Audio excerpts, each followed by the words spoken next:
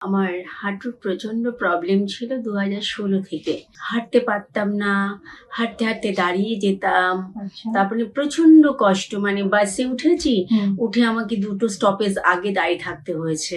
আচ্ছা, কখনো হাঁটু লক হয়ে গেছে। আচ্ছা। আমি প্রচুর ডক্টর দেখিয়েছি, ওনারা বলেছেন হাঁটু রিপ্লেস করতে। Welcome to natural weather helper. আজকে আমাদের সাথে আছেন অঞ্জনা দাস। কিছু সমস্যা নিয়ে ডক্টর KN সাইফুল্লাহ স্যারের কাছে ট্রিটমেন্ট নিচ্ছেন। আসুন ওনার থেকেই জেনে নিই ট্রিটমেন্ট করার পর উনি কেমন আছেন। নমস্কার। নমস্কার। কি আমি- সমস্যা নিয়ে আসা হলো আপনার? আমার হাঁটুর প্রচন্ড প্রবলেম ছিল 2016 থেকে।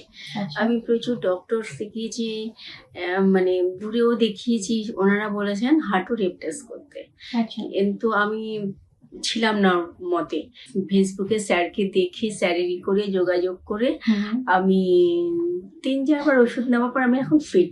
আমি বাহ। এখন সিঁড়িতে দৌড়ে বেড়াচ্ছি, হুম, বাড়ির সব কাজ করছি।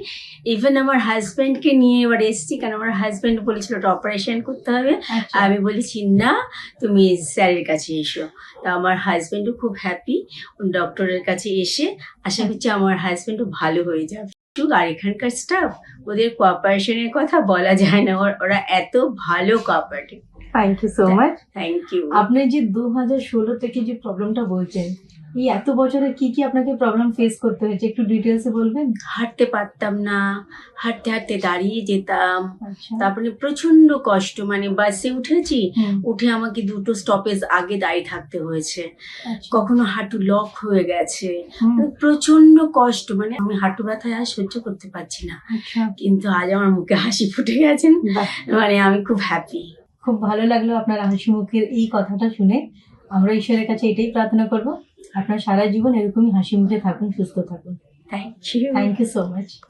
मैं बीइंग अ डॉक्टर कमिटेड हूँ अपने पेशेंट के लिए, ईमानदारी के साथ, सच्चाई के साथ, मोहब्बत के साथ उनका ट्रीटमेंट करने के लिए, उनका ख्याल रखने के लिए, उनकी बातों को सुनने के लिए और उनके दर्द के लिए मरहम बनने के लिए।